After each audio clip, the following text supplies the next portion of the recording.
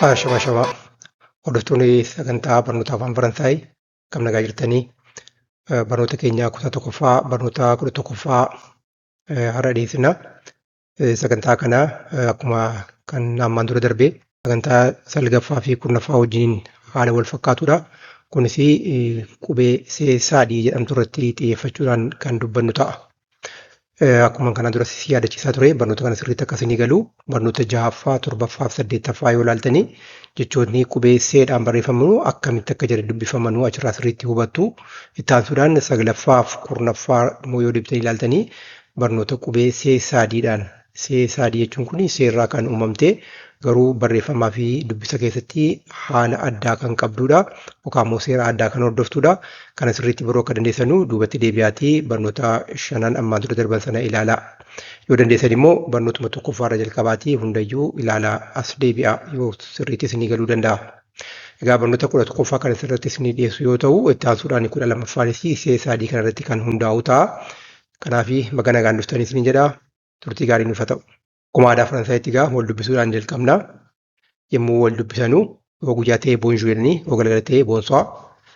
Amma asirratti barsiisaatu barattootaanii yookaan immoo ijoollee barattootaatanii boonjuu leezamfaa jedha. Ijoollee akkam ooltanii jedha. Boonjuu jechuun afaan Oromootiin yoo ta'e akkam ooltanii yookaan immoo akkam ooltanii amma galgalaatti jechuudha. Amma lixa aduutti. Yoo galgala ta'e boonsaa jedhu yoo halkan immoo ta'e boonniisiin jedhama. Kanaafuu boonjuu leezamfaa yommuu jedhu boonjuu maadaam jedhani. Isin akkam jirtanii aadde jechuudha. Maadaam jechuun dubartii heerumte yookaan immoo dubartii abbaa manaa qabdutu maadaam jedhamti akka aadaa Faransaayitti. Boonjuu maadaam aadde akkam jirtanii komontaalevuu jettiin akkam jirtanii vuu yommuu jennu nama hedduu yoo ta'e nama lama yookaan sanaa ol yoo ta'e vuu jenna. Nama immoo alagaa ta'e yookaan nama walitti dhiyeenya hin qabannes nam tokko qofas yoo ta'e jedhee vuu jenna. Ijoollees ta'e nama guddaas ta'e vuu jedhama. Yoo walitti dhiyeenya qabaatan maatii yoo ta'e haadha abbaa obbolaa yookaan immoo hiriyaa yookaan immoo miiltowwan hojii hojjetan yoo ta'e tuu yookaan immoo tu'aa jenna.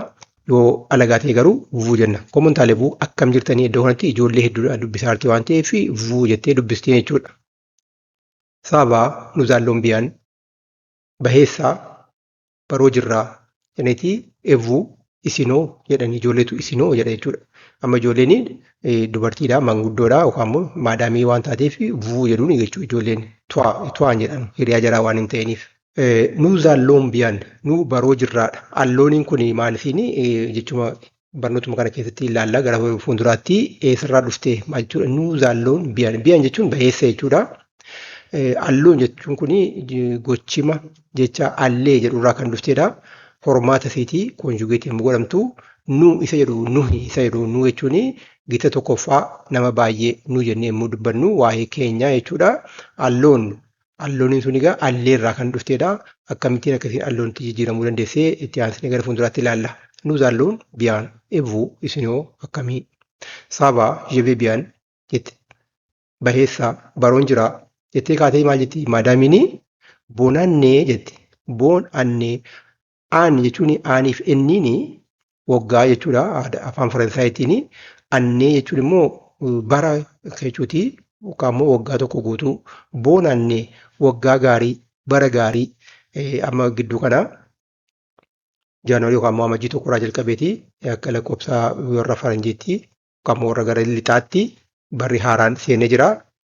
Yommuu barri haaraan seenu yommuu guyyaa tokko guyyaa lama hafurraa jalqabee. Guyyaa bara haaraa sanas ta'e guyyoowwan itti aananii jiranu tarii torba muraasas ta'uu danda'a. Namni yommuu walitti dhufu yommuu wal argu qaamaanis ta'e bilbilaanis yommuu wal dubbisu boonannee waliin jedha. Bara haaraa si hawweera jechuudha. Barri dhufe kuni barri amma seenu kuni bara gammachuu bara nagaasiifatamu akka jechuuti. Boon jechuun baheessa yookaan immoo bareedaa akka jechuuti. Bara haaraa kan milkii egaa boon jechuun milkii kan qabu jechuudha. Boonannee jechuun. Bara haaraa kan milkeessifata'udha. Boonannee boon saantee haavuu igaalmoo jedhan ijoolleen. Boonannee bara haaraa boon saantee jechuun fayyaa jechuudha. Barri haaraan kun bara fayyaa isiifata'udha. Haavuu igaalmoo jechuun igaal jechuun qixxee jechuudha. Waan wal qixa ta'eef igaal jedhama. Igaalmoo jechuun immoo wal qixxummaadhaan akka jechuuti. Haavuu igaalmoo isiniifis akkuma isin nu hawwitanii isiniifis bara haaraa bara gammachuu, bara milkii akkasumas bara fayyaa isiniif haa ta'u jetteen ijoolleen jechuudha maadaamiidhaan. Boonsaan ta'e bara fayyaa gaarii siif haa ta'u, bara gaarii, bara milkii, bara fayyaa siif haa ta'u.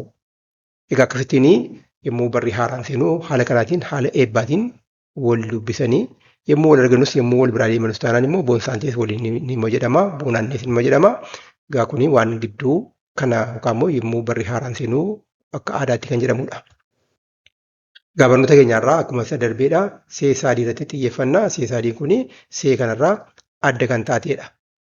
Haala isin adda taatee barnoota lamaan darbe keessatti waan bal'inaan ilaalleef baay'ee keessatti turuun barbaachisu isatti aanutti ceena.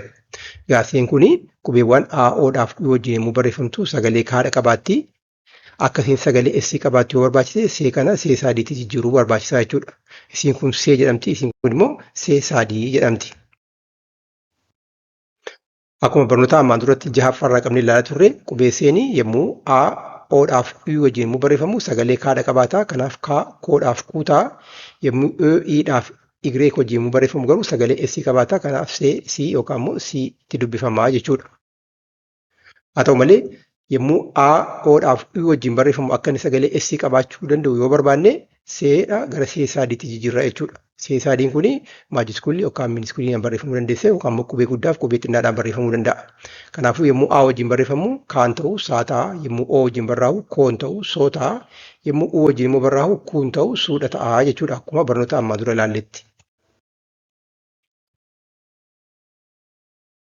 Saanee saa jechoota see sadii barreeffamanuu keessaa kan hedduu tajaajiludha.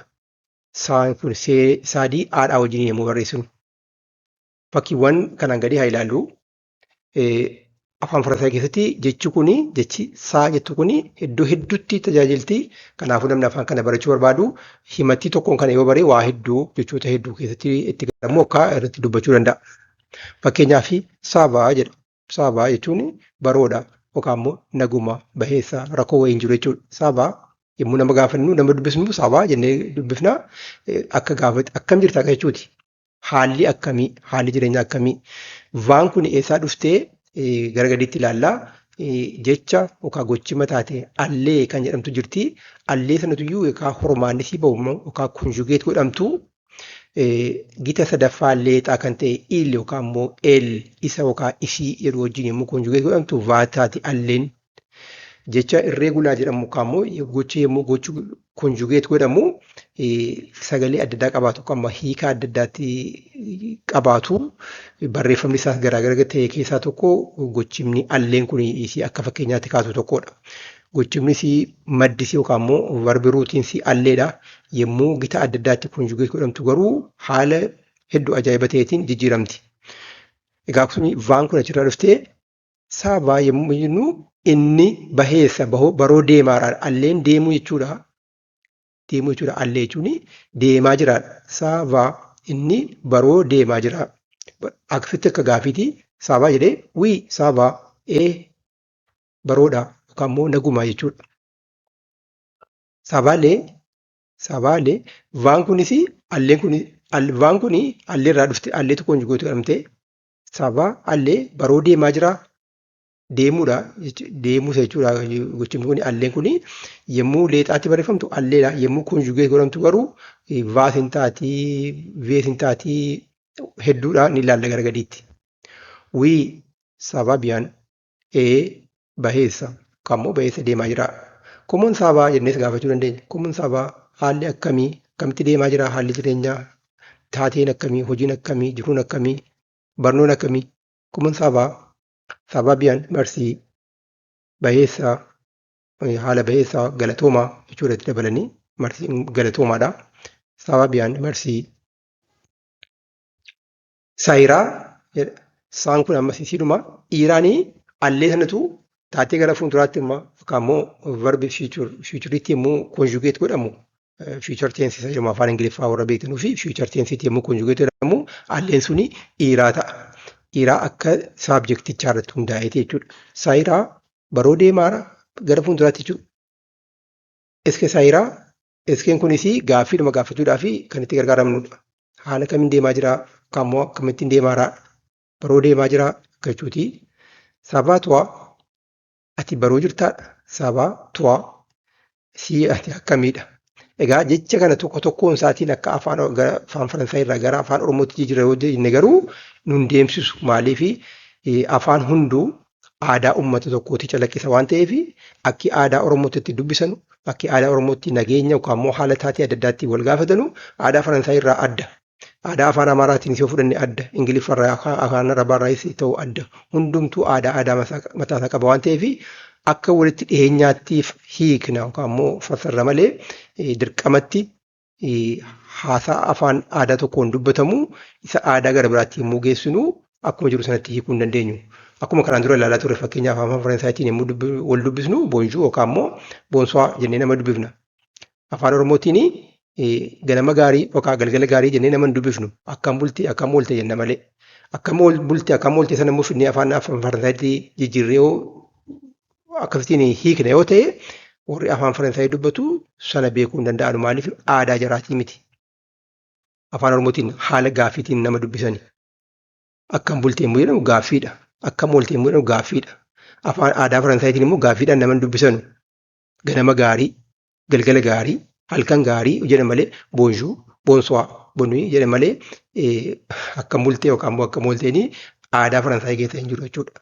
Egaa namni tokko fakkeenyaaf afaan Faransaayii afaan Oromootti hiika yoo ta'e dirqama uummatni afaan Faransaayii jiru sana akkuma jirutti fuudhee afaan Oromootti garagalchee Oromtichi beekuu hin danda'u hiika isaan galuuf. Isa Oromoon dubbatus immoo afaan Faransaayii fuudhee yoo garagalchee inni afaan Faransaayii dubbatu suni waan jedhamaa jiru kun hin galuuf. Yommuu afaan tokko gara biraatti hiikanu aadaa tokko aadaa biraatti wajjin madaala isaa wal bira qabaniiti hiikani malee jechuma jechaan yookaan immoo hima himaan hiikuu hin danda'amu jechuudha. Maaliif hundumtuu aadaa isaa seera isaa qaba waan ta'eef. Oui, ça va bien. Et toi? Baheessa. Baheessa ati hoo jedha. Comment vas-tu? Asirratti hiika isaan dagadde. Comment vas-tu jechuun tu jechuun si jechuudha. Tu kan jennu nama maatii keenya ta'e haadha abbaa obbolaa fira dhihoo ta'e hiriyaa akkasumas immoo nama wajjin hojjetanu miiltoo hojii yoo ta'e tu jedhan. Comment vas-tu? Ati akkam jirtaadha.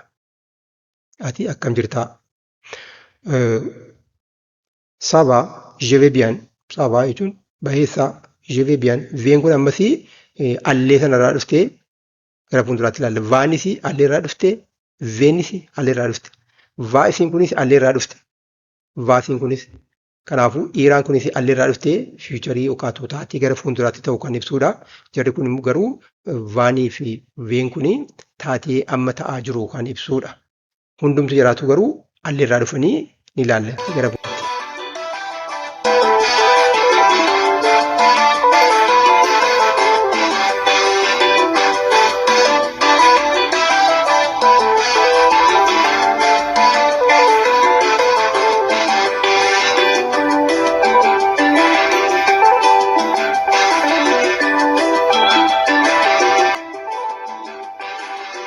itti aansuudhaanii himoota gaggabaabaa kan jechoota kanaan olitti ilaallee saadhaa fi ibbaa kana yookaan immoo gochima alleerraa kan dhufanii hormaata adda addaatii wajjiniin kan itti ilaallu ta'a.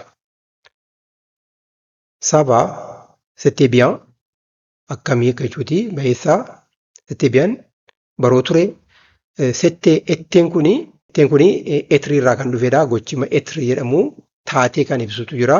Achirraa kan dhufedha. Taatee ammaan dura ta'ee darbe kan ibsudha. Settee bien baroo ture ammaan dura darbe jechuudha. Oui ça va settee bien baheessa baroo ture jedha. Kuni taatee amma taa'u sun ta'ini taatee ammaan dura ta'ee darbe yommuu ibsinu ettee kanatti gargaaramna. Comment allez-vous? Ça va? Comment allez-vous? Alleen kunis gita lammaffaa kan si yookaan immoo isin jennee yommuu nama fuuldura keenya jirutti itti dubbannu gita lammaffaa jenna. Gita lammaffaa sanaaf wajjin immoo koonjugeetii goonuu alleeni OZD kanaan barreeffama. Comment allez-vous? Isin akkam jirtanidha. Ça va baheessaa yookaan immoo naguma jechuudha. Ça va nous allons bien merci. Amma asirratti ça va jedhee baheessa jedhee nous allons bien. Amma asirratti yommuu jedhu nuu jechuudha nama baay'ee ibsaa. Asirratti wanti nuu jedhamee fi vuu kanatu namoota baay'ee gaafate jechuudha namtichi. Comment allez-vous? Isin akkam jirtanii nam tokko qofa miti. nama baay'eedha gaafate. Vuun kuni nama baay'eefis ni tajaajila, nam tokko qofaafis ni tajaajila akka aadaa afaanichaatti.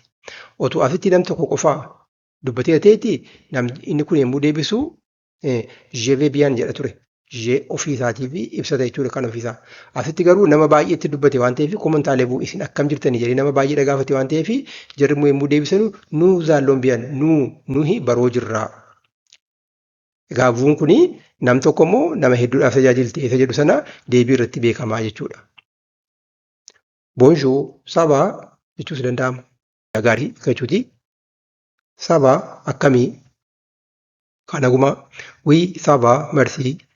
Baroodha yookaan nagumaa galatoomaa. Non, ça ne va pas.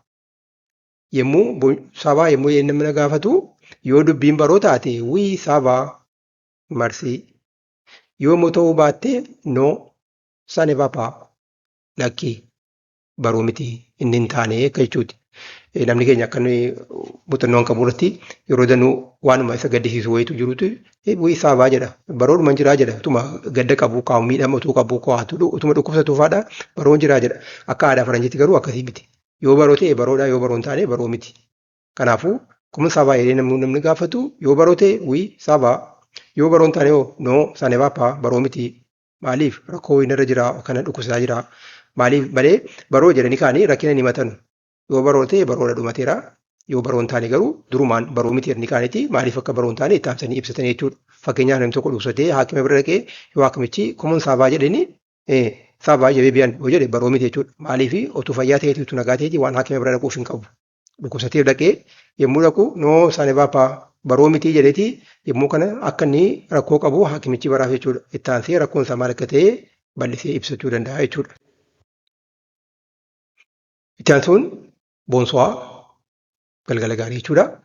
Komuun saabaa nagaa ooltaniidha. Akka Oromootti egaa boonsaa yommuu jennu nagaa ooltanii galgala waan ta'eef akkam jirtu komuun saabaa biyyan haalaan baheessaa saabaa biyyanii yommuu itti dabalu saabaa qofa miti biyyanii itti dabale.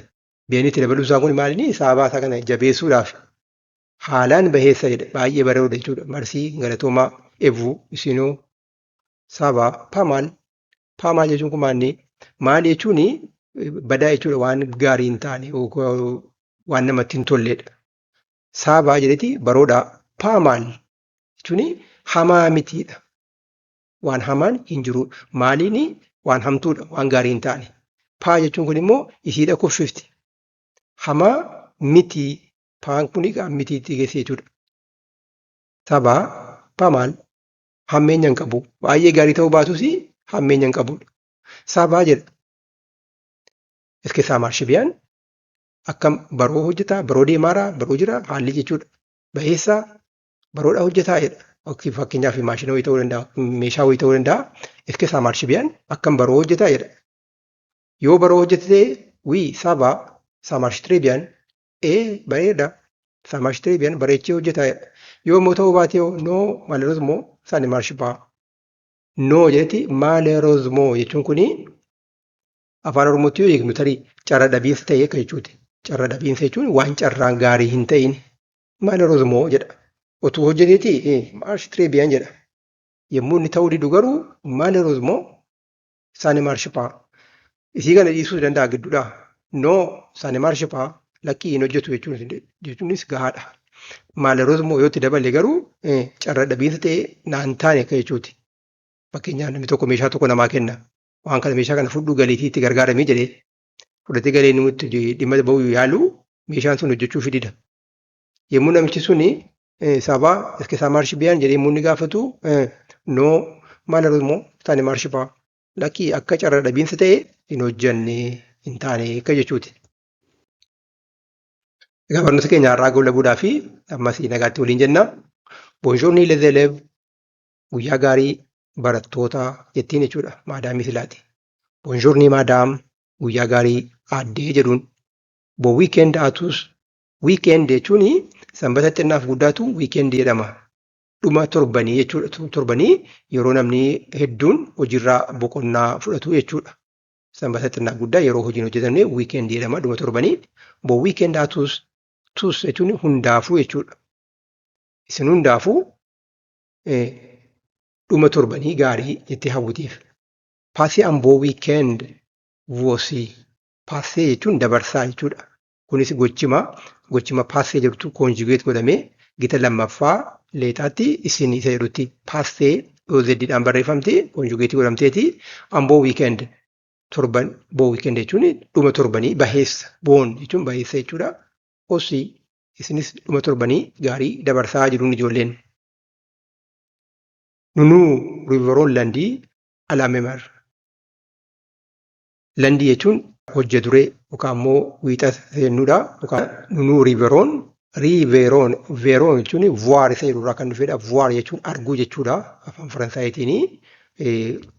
Hundeen gochimichaa yookaan immoo rootiin verbichaa vuwaariidha. Vuwaarii kanatu veeroon isa jedhutti konjugeet godhama. Wal arginaadha. Rii jechuun immoo deebinee jechuudha. Riiveroon jechuun deebinee wal agarraadha. Nunuu jechuun immoo nu isii kana amma iddoo kanatti lama barreeffamuu isii kun akka dogoggoraatti hin fudhatinaa. Sirriidha aadaadhuma afaanichaati. Afaan Oromoo keessatti numa jira. Fakkeenyaaf nu deebinee wal agarra yommuu jennu jalqabatti nu jenneerra. Deebinee si jettu sana keessa nee deebinee yoo si ta'e deebiteedha. Yoo jara ta'e deebi'aniidha. Yoo isin ta'e deebitaniidha. Yoo nu ta'e garuu deebineetu jirti. Deebinee nu deebinee yommuu jennu nu ta'uu isaa kan ibsu waan lamatu jira as keessa. Nu isa jedhuu fi fakkeenyaaf ati deebitee yoon jedhe nam tokkoon. Atiinis nama fuuldura kan koo jiru sana ibsaa. Deebitee inni jirus nama fuuldura kan koo jiru sanaan deebiteedha malee nama biraatiin deebitee hin jedhamu. Yoo ana ta'e deebi'eedha. Yoo nu ta'e deebineedha. Yoo jara ta'e immoo deebi'anii jedhama. Deebitee yommuu jedhu nama fuuldura kan koo jiru sana ibsaa jira. Ati inni jedhus nama sana ibsaa jira. Ati deebitee dhufta. Ati deebitee kana hojjetaa jechuudha. Kanaafuu afaan Oromoo keessattis marraa lama yookaan si'a lama ibsama. Haaluma wal fakkaataan afaan Faransaayii keessattis si'a lama irra deddeebi'anii jechoota kanatti gargaaramuun waanuma aadaa keessatti baay'ee beekamaadha. Kanaafuu nu veeroon qofa hin jedhamu nu veeroon nuti deebinee wal agarra yoom gaafa wiixataa. Yeroo kam alaameemar jechuun jedhamtee dubbifamti. Ashiin kun hin dubbifamtu.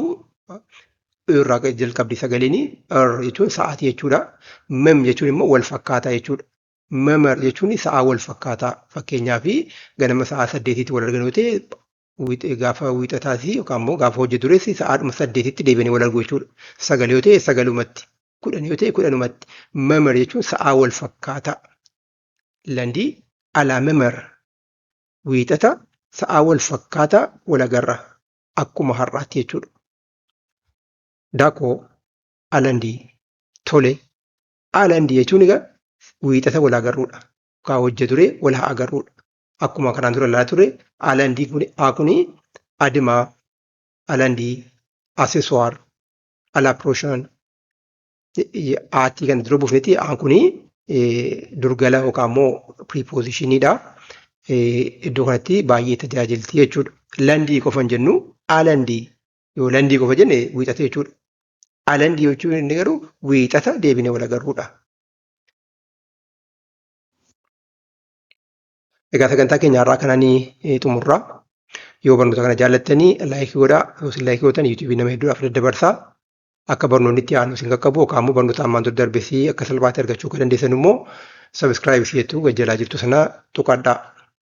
Akka barnoonni kun nama biraa bira qaqqabuu danda'u immoo sheerii godhaa. Asumarratti sheerii godhaa.